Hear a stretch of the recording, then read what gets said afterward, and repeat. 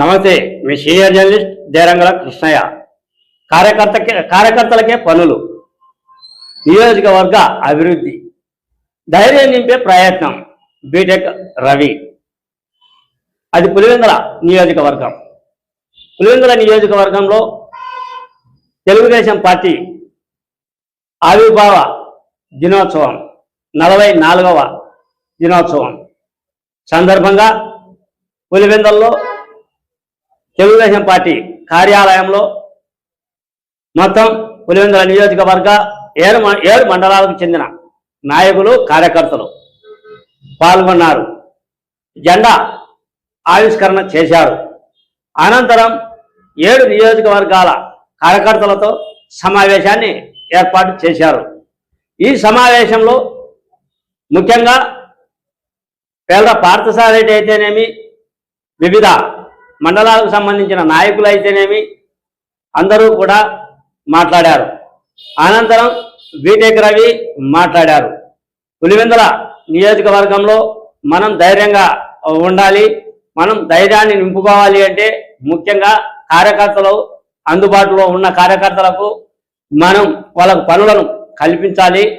ఇన్ని కోట్లు నియోజకవర్గానికి పనులు కల్పిస్తే, కార్యకర్తలకు ఆ పనులు ఇస్తే వాళ్ళు ఆర్థికంగా సాటిస్ఫై అవుతారు. కాబట్టి మనకు రాజకీయంగా ఎంతో తోడ్పాటు అందించినట్లు ఉంటుంది. దీంతో పాటు నియోజకవర్గ అభివృద్ధి కూడా జరుగుతుంది. కార్యకర్తలు మనం ధైర్యాన్ని నింపితే ఆటోమేటిక్గా పులివెందుల నియోజకవర్గంలో మా సత్తా ఏంటో చాటుతాం. మాకు ఎటువంటి సహాయ సహకారాలు అందించాలనో అటువంటి సహాయ సహకారాలు అందిస్తే మా సత్తా చూపుతాం అన్న కోణంలో, అటు తర్వాత కార్యకర్తలకు ధైర్యం నింపే కోణంలో బీటెక్ రవి ఈ 44వ ఆవిర్భావ దినోత్సవ సందర్భంగా మాట్లాడాడు. ఈ వీడియోలో చూడండి. ఇలా ముఖ్యంగా ఈ కార్యక్రమానికి వచ్చేసినట్టు మన తెలుగుదేశం పార్టీ కుటుంబ సభ్యులకు, అలాగే నాయకులకు, కార్యకర్తలకు, అందరికీ, స్టేజ్ మీద ఉన్న పెద్దలకు, అందరికీ ఈ కార్యక్రమానికి ఇచ్చేసిన పాత్రికేయులకు అందరికీ కూడా పేరు పేరున నమస్కారం తెలియజేసుకుంటూ, మీ అందరికీ తెలుసు అప్పట్లో రాజకీయ పరిస్థితులు ఎలాగున్నాయో ఆ రాజకీయ పరిస్థితులకు వ్యతిరేకంగా ఆంధ్రుల ఆత్మగౌరవం అనే నినాదంతో ఆ రోజు స్వర్గీయ ఎన్టీఆర్ గారు ఆ రోజు పార్టీ ఆవిర్భావ దినోత్సవం ఆ రోజు స్థాపించడం జరిగింది. అంటే అంతకుముందు ఢిల్లీలో కానీ ఎక్కడ కూడా మద్రాసి అనేవాళ్ళు మన వాళ్ళని, అంటే మన ఆంధ్రులకు కానీ వాళ్ళకి కానీ ఒక సపరేట్గా ఏదే కానీ లేని సమయంలో, అంటే తర్వాత ఇందాక చెప్పినట్లు తర్వాత ఒకసారి అప్పట్లో ఉండే కాంగ్రెస్ ప్రధాని గారు ఇక్కడ హైదరాబాద్ బేగంపేటలో విలేకరులు అయినప్పుడు, లేదు ఇప్పట్లో ముఖ్యమంత్రిని మార్చే ఉద్దేశమే లేదని చెప్పి ఆయన బేగంపేట నుంచి ఢిల్లీ అక్కడ ఎయిర్పోర్ట్ దిగుతానే అప్పుడే ముఖ్యమంత్రి కూడా మార్చేసింది. అంటే 3 గంటల కిందట విలేకరుల సమావేశంలో మేము ఆంధ్రాలో ముఖ్యమంత్రిని ఇప్పట్లో మార్చలేమని చెప్పి ఇక్కడ నుంచి బేగంపేట నుంచి ఢిల్లీకి ఫ్లైట్ టైం తీసుకుని ఆ ఫ్లైట్ దిగి అక్కడ విలేకరులు అడిగితే అప్పటికప్పుడే చేంజ్ చేసింది. అంటే అలాంటి వాతావరణం అంతా కూడా ఢిల్లీ వాళ్ళ చేతుల్లో ఉండేప్పుడు మన ఆంధ్రుల ఆత్మగౌరవం, మన ఆంధ్రుల పౌరుషం నిలబెట్టాలనే ఉద్దేశంతో అప్పటి రాజకీయ పరిస్థితుల కారణంగా రామారావు గారు పార్టీ పెట్టడం, ఆ పార్టీ ఇన్ని సంవత్సరాలు పార్టీ పెట్టినప్పటి నుంచి ఇన్ని సంవత్సరాల్లో అధికారంలో ఉండడం, అధికారంలో లేకపోతే ప్రతిపక్ష పాత్ర వహించడం, కంటిన్యూస్ గా 44 సంవత్సరాల నుంచి తర్వాత తెలుగుదేశం పార్టీ ఆంధ్ర రాష్ట్రంలో ఉందంటే అది ఆ రోజు ఆయన పెట్టిన ముహూర్తం కావచ్చు, ఆయన మీద అప్పట్లో ఉన్న నమ్మకం కావచ్చు, ఇప్పటికీ ఆయన మీద ఉన్న నమ్మకం, అభిమానం కావచ్చు. తర్వాత ఇవన్నీ తర్వాత పక్కన పెడితే అందరం కష్టపడి తర్వాత అధికారంలోకి వెళ్ళి పార్టీని తీసుకొచ్చుకున్నాం. అందరం కూడా ఇంకా కూడా అనేకమైనటువంటి, అంటే కొన్ని సమస్యలు ఇలాగ అందరూ చెప్తా ఉన్నారు. ఇక్కడ మనం ఎమ్మెల్యేగా గెలవాలి, అందరం కలిసికట్టుగా పనిచేసే అని. మనం ఎంత కలిసికట్టుగా చేసినా కూడా ఇక్కడ కాన్స్టిట్యున్సీ వైజ్గా కొన్ని కార్యక్రమాలు చేయాల్సింది ఉంది. మనం ప్రజలకు ఇవన్నీ మేము చేశాము, భవిష్యత్తులో కూడా ఇంకా చేస్తామని చెప్పి వాళ్ళ మీద నమ్మకం కలిగించే తప్ప తర్వాత ఇప్పట్లో కూడా అంటే ఒక ఎమ్మెల్యేగా గెలవాల్సిందంటే ప్రజలకు చాలా దగ్గరై చాలా కార్యక్రమాలు చేయాల్సి ఉంటుంది. ఆ కార్యక్రమాలన్నిటికీ కూడా వచ్చి మనం ఒక నివేదిక కూడా ఆ తర్వాత ప్రజల్లో గ్రామ పంచాయతీ వేదికగా తయారు చేసుకొని ఆ నివేదికను కూడా మొత్తం అక్కడే సమర్పించి ఈ రకంగా స్టెప్గా ముందుకు పోతే తప్ప తర్వాత మేము సక్సెస్ కాలేమని ఈ మధ్య లోకేష్ బాబును కూడా కలిసినప్పుడు కూడా జరిగింది. లోకేష్ బాబు గారిని కలిసినప్పుడు తర్వాత మన జెడ్పీటీసీ ఎలక్షన్ జరిగినప్పుడు అక్కడ బాగా సక్సెస్ అయినప్పుడు దీన్ని కేస్ స్టడీగా తీసుకొని అంటే బలహీనమైన నియోజకవర్గాల్లో ఎలా గెలుపు సాధించాలి అనే దాని మీద మేము ఒక ప్రత్యేకంగా దృష్టి పెట్టాము. తర్వాత ఆ ప్రకారంగానే తర్వాత నన్ను పిలవడం జరిగింది. ఆయన చెప్పేది ఏంటంటే ముందు ఆయన కూడా 5,000తో నేను కూడా 5,000తో ఓడిపోయినాను. తర్వాత మొన్న ఎన్నికల్లో వచ్చేసి దాదాపు 85,000 నేను గెలిచాను. కాబట్టి మీరు ఇంపార్టెంట్ పర్సన్స్ 10 మందిని అని వాళ్ళ పిఏని వచ్చి సాంబశివరావు అని ఆయన కూడా చెప్పినాడు. పులివెందుల నుంచి వస్తారు. ఒక 3-4 రోజులు అప్పుడు ఓడిపోయినప్పటి నుంచి ఇప్పటి వరకు ఇక్కడ మనం ఏ కార్యక్రమాలు చేసి ప్రజలకు మనం దగ్గరైనాము ఆ కార్యక్రమాలన్నీ కూడా పులివెందులో చేసేట్టుగా మీరు ఏర్పాటు చేయండి.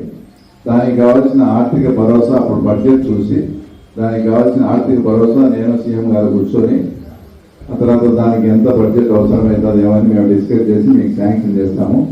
ముందు మీరందరూ తర్వాత 10 మంది ఇంపార్టెంట్ వాళ్ళు వచ్చి ఒక 3-4 రోజులు మంగళగిరిలో మేము 5,000తో ఓడిపోయిన తర్వాత 85,000తో మెజార్టీతో గెలిచేదానికి ఇంపార్టెంట్ అయిన థింగ్స్ మేము ఏమేమి చేసి ప్రజలకు దగ్గర అయినామో అవన్నీ కూడా మా టీం అంతా కూడా మీకు ఎక్స్ప్లెయిన్ చేస్తారు.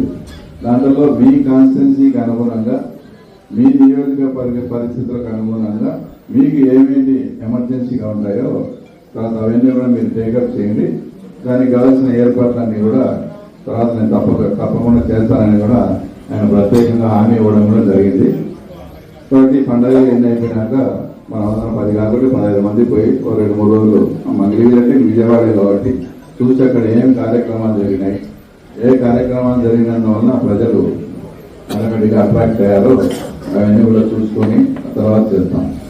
తర్వాత రెండోది ఇంకోటి ప్రధానమైన విషయం నిన్న లోకేష్ బాబు గారితో చర్చించడం ఏంటంటే ఇప్పటికీ గవర్నమెంట్ వచ్చి 2 సంవత్సరాలు అయింది. అంతకుముందు నుంచి కూడా అనేకమైనటువంటి ఇబ్బందులు పడి అంతా కూడా కార్యకర్తలు ఏం ఆశించకుండా ఇదంతా చేశారు. వాళ్ళ కార్యకర్తలకు మినిమం భాగం కూడా చూసుకోవాల్సిన బాధ్యత అయితే మన మీద ఉంది సార్. తప్పకుండా ఇది మొత్తం రాష్ట్ర వ్యాప్తంగా కూడా అందరి ప్రాబ్లము. తర్వాత కాబట్టి కాన్స్టిట్యున్సీకి ఇప్పుడు అర్జెంటుగా 100 నుంచి 150 కోట్లు ఏదైనా వర్కుల రూపంలో ఇచ్చి మనం కార్యకర్తలను ఆదుకొని అంటే మళ్ళీ ఆ వర్కులు చేసి 6 నెలలు 12 నెలలు వెయిట్ చేయకుండా వర్కులు చేసిన 2-3 నెలల్లోనే వాళ్ళకి బిల్లు వచ్చేట్టుగా మీరు బడ్జెట్ అంతా క్లియర్ చేసి అంతా అయినా కూడా దాదాపు 2,000 నుంచి 2,500 కోట్లు అవుతుంది సార్. ఇన్ని రకాలుగా మనం అక్కడి నుంచి ఇక్కడి నుంచి అన్ని తీసుకొని వస్తున్నాము. అలాగని కార్యకర్తలకు కానీ సపరేట్గా చేసినట్టు కాదు. ఆటోమేటిక్గా కాన్స్టిట్యున్సీ కూడా డెవలప్ అవుతుంది. అంటే అవి ఏదైనా కానీ పనులన్నీ మన కాన్స్టిట్యున్సీలో ఇంపార్టెంట్ ఏంటి. ఇప్పుడు కొన్ని ఊళ్ళలో మన నాగూరు పోతే అక్కడ ఖచ్చితంగా వచ్చి ఆ ఊళ్ళో వర్షం వచ్చినప్పుడు చాలా ఇబ్బందిగా ఉంది. ఒక 50 నుంచి 70 లక్షలు సిమెంట్ రోడ్డు వేయాలని చెప్పినారు. ఇంకోసారి తొండూరు మండలంలో అనేక దాకా కొన్ని చిన్న బ్రిడ్జీలు అవసరం ఇట్లాంటి అవన్నీ పనుల రూపంలో మనం కార్యకర్తలకు ఇచ్చి ఏదైనా చేస్తే కాన్స్టిట్యున్సీకి 100-150 కోట్లు ఇస్తే కూడా కార్యకర్తల్లో మళ్ళీ కొంత జోషు కొంత ఉత్సాహం అంతా అంటే దాన్ని కూడా తప్పకుండా ముఖ్యమంత్రి గారితో మాట్లాడి ఆల్రెడీ ఇది మా దృష్టిలో ఉంది అని కూడా అసలు అంటే తొందరలో మొత్తం 2,200 కోట్లు రాష్ట్రం అంతా పెట్టి కార్యకర్తలను చూసుకోవాల్సిన అవసరము ఆవశ్యకత గురించి కూడా ఆయన కొంత ఎక్స్ప్లెయిన్ చేస్తే ఆయన దానికి కూడా సానుకూలంగా స్పందించారు. కాబట్టి ఇవన్నీ మనకి ఏమేమి కావాలో అవన్నీ ఒకటి స్టెప్ బై స్టెప్ వేసుకుంటా పోతూ తర్వాత నిన్న ఆర్డీఓ దగ్గరికి కూడా పోయి especially Pulivendula town Vempalli town తర్వాత సింహాద్రిపురంలో ఉండే ఎవరెవరైతే ఇళ్ల స్థలాల కోసం అప్లై చేసుకున్నారో వాళ్ళందరికీ కూడా ఇళ్ల స్థలాలు ఇప్పించే ఏర్పాటు తప్పకుండా మేము చేస్తా ఉన్నాం. అంటే మిగతా ఊళ్ళు లింగాలు కానీ తొండూరు కానీ వేములో కానీ నాకు తెలిసి జనరల్గా ఆ ప్రాబ్లం ఉండదు. ఇక్కడ ఇవి టౌన్లు కాబట్టి పులివెందుల్లో వేంపల్లిలో మా సింహాద్రిపురంలో కూడా 120 దాని అప్లికేషన్లు వచ్చాయి. ఆ 120 మంది కూడా ఇల్లు మొన్న ఆర్టీఓతో మాట్లాడిన తర్వాత ఆర్టీఓ గారు ఈరోజు మార్నింగ్ ఫోన్ చేసి మీరు ఆ రోజు చెప్పినదంతా కూడా రెడీ చేసినాక ఇక్కడ అంటే పులివెందులలో ఎగ్జాంపుల్ గతంలో ఆటో నగర్ కానీ శాంక్షన్ చేసినారు. అది ఆటో నగర్ అక్కడ నుంచి అక్కడికి షిఫ్ట్ కావడంగా కాబట్టి ఆ ఆటో నగర్ కూడా క్యాన్సిల్ చేసి తర్వాత అవన్నీ కూడా ఇళ్ల పట్టాలు ఇచ్చే కార్యక్రమం. తర్వాత బాపనపల్లి దగ్గర అంతకుముందు కొన్ని 700 నుంచి 800 తర్వాత ఇచ్చినారు. అవన్నీ కూడా అప్పట్లో అర్బన్ ప్రాంతం అని 1.5 సెంటుతో ఇచ్చినారు. అట్లా కాకుండా మన నామ్స్ ప్రకారం 2 సెంట్లు ఎంతో వస్తారు. దాని ప్రకారం అదంతా కూడా ఏంటంటే వాళ్ళ రోడ్లలో వేయలేదు, రోడ్లన్నీ క్లియర్ చేసి మనం ఇప్పుడు కొత్తగా అందరికీ అంటే ఇప్పుడు మన దగ్గర ఏమేమి వనరులు ఉన్నాయో దానితో ముందు చేయాల్సినవన్నీ చేసి తర్వాత ఇంకా ఇవన్నీ మాకు బాకీ ఉన్నాయి, ఈ సమస్యలు ఉన్నాయని మనం చెప్పి కొంచెం కాన్స్టిట్యూన్సీలో కూడా అంతా డెవలప్మెంట్ చూపిస్తే తప్ప. ఎందుకంటే వాళ్ళు 40 ఏళ్ళ నుంచి కూడా ఇక్కడే పాతుకుపోయి ఉండి ఏదో సందర్భంలో ఏదో రకంగా ఏదైనా డెవలప్మెంట్ దానికి పోయినారు. కాబట్టి వాళ్ళ మాదిరి వాళ్ళలాగా ఏదన్నా కానీ ఇది విగ్రహాలు పెట్టి పేమెంట్లు పెట్టి డబ్బులు తీసుకునేట్టు కాకుండా నిజంగా ఊర్లకు అవసరమైన పనులు చేసి ఊరిని డెవలప్ చేసుకొని మన కార్యకర్తలు కూడా అంత ఇంత వాళ్ళకు బాగా జరిగేట్టుగా ఒక కార్యాచరణ అయితే స్టేట్ వైడ్ కూడా రూపొందిస్తారు. వచ్చేసి తప్పకుండా అందరం కూడా కలిసి ఇది చేసుకున్నాం. ఇంకో చిన్న చిన్న విషయాలు కొన్ని కూడా చాలా అబ్జర్వేషన్లు ఉన్నారు. వాళ్ళు ఎంత ప్రిస్టేజ్ పోతున్నారంటే ఉదాహరణకు దొంగవారిలో గత సంవత్సరంలో అక్కడ ఉండే టెంపుల్స్ అన్ని పగలగొట్టారు. టెంపుల్స్ పగలగొట్టి కొత్తవి కట్టేటప్పుడు మన వాళ్ళని కానీ మనకు సంబంధించిన ఒక 10 ఇళ్లను ఎక్కడ కూడా సందా కూడా అడగకుండా ఆ ఊళ్ళో వచ్చి వెలేసినట్టు చేసి వాళ్ళే సందాలు పోగు చేసుకొని చేసినారు. డబ్బులు తర్వాత వాళ్ళకి డీడీ రూపంలో కట్టి ఎన్రోల్మెంట్ వాళ్ళే గవర్నమెంట్ ఉన్నాయి కాబట్టి 90 లక్షలు శాంక్షన్ చేశారు. తర్వాత గవర్నమెంట్ పోయింది. గవర్నమెంట్ పోతే వర్కులన్నీ కూడా ఇంకా పెండింగ్ ఉన్నాయి. మనలో వేరే రకంగా అప్రోచ్ అయితే దేవుని కార్యక్రమం తర్వాత మీరన్నీ చేసుకోండి ఇబ్బంది లేదంటే అన్ని కంప్లీట్ చేస్తున్నారు. కంప్లీట్ చేసిన తర్వాత ఇప్పుడు ఆ ఊళ్ళో వాళ్ళకి మన టీడీపీ వాళ్ళకి కానీ సంబంధం లేకుండా జగన్ ఫోటో అవినాష్ ఫోటో వేసి అదంతా ప్రారంభోత్సవం చేయాలని పడతారు. అట్లా అంతా పట్టుబట్టి లాస్ట్ గా ఏ స్టేజ్ పోయిందంటే గవర్నమెంట్ నుంచి వచ్చిన 70 లక్షలు కూడా మాకు వద్దనే రిటర్న్ గా రాపించారు. అంటే మేమే సొంతం గుడి కట్టించాము కాబట్టి మేమే ఓపెన్ చేసుకుంటామని. అంటే ఇంత చిన్న విషయానికి వాళ్ళు ఎంపీ దగ్గరికి పోయి మాట్లాడితే గవర్నమెంట్ నుంచి వచ్చిన 70 లక్షలు కూడా మేము రిటర్న్ ఇస్తాము, అప్పుడు సొంతం మేము కట్టించినట్టు అవుతుంది కదా, మేమే ఓపెన్ చేసుకుంటామని. అప్పుడు ఆ స్థలం ఎవరిది? అది గ్రామ కంఠము తర్వాత ప్రభుత్వానికి సంబంధించింది. ఆ స్థలానికి ఎవరు డబ్బు కట్టాలా ఏంటి ఇవన్నీ? ఏదైనా ఒక కమిటీ వేసుకోండి. మా వాళ్ళ 5 మంది ఉంటారు, మీ వాళ్ళ 5 మంది వేసుకొని జగన్ కార్యక్రమం చేసుకోండి. అసలు ఒక 2 వారాల కింద నాగూరులో అయితే వచ్చి పిలిచారు. నన్ను పిలిచాను, నేను పోయినా.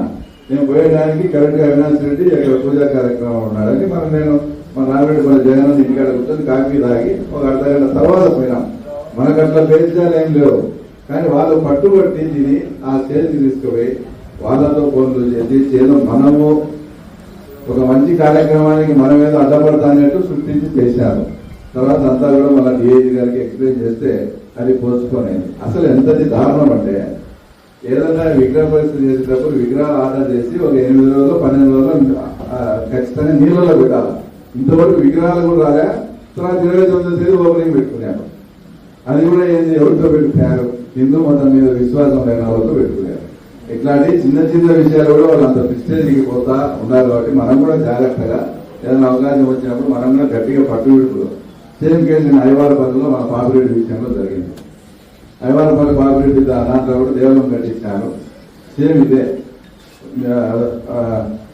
గవర్నమెంట్ వచ్చిన తర్వాత మీరు లెటర్ ఇవ్వకుంటే మాకు బిల్లు రాదంటే దేవుని కార్యక్రమం ఇస్తామని పాపిరెడ్డి పాపం లెటర్ తీసుకున్నాడు. ఈరోజు పాపిరెడ్డి విగ్రహానికి డబ్బులు ఇస్తామంటే లేదు అట్లా ఇచ్చేదానికి కాదు. అది ధ్వజస్తంభము అతను ఒకటే చేశాడు. దానికి పెయింట్లు కొట్టిందంతా ఒకటే చేశారు. ఇతర విషయాలు ఒక్కరి చేయలేదు, ఊరంతా సరదా కావాలని.